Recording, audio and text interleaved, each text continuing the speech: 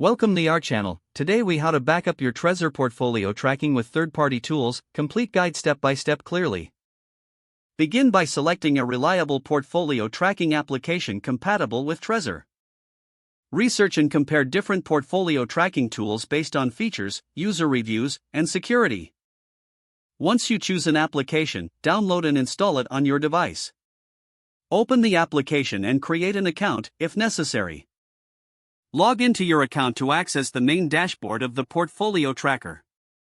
Navigate to the Settings or Integration section of the application. Look for the option to connect hardware wallets or Trezor specifically. Follow the prompts to configure the application to access your Trezor account. You will likely need to connect your Trezor device via USB to your computer. Open the Trezor wallet interface on your device and enter your PIN.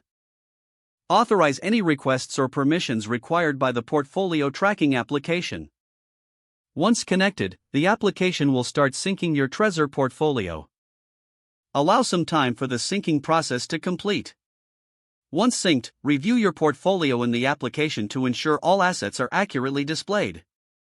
Make note of how often the application updates data from your Trezor. Familiarize yourself with any additional features offered by the portfolio tracker. It's also a good idea to explore backup options within the portfolio application. Consider exporting your portfolio data as a CSV or Excel file for extra security.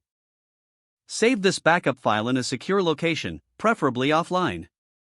Periodically check for software updates for both your Trezor and the portfolio tracking application.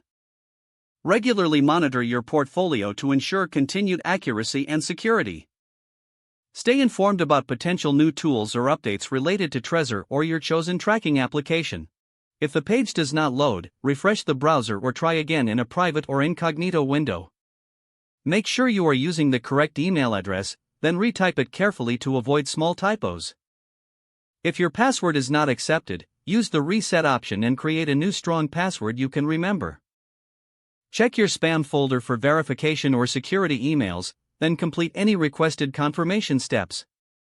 Enable two-factor authentication if available to improve account security and reduce unauthorized access risk.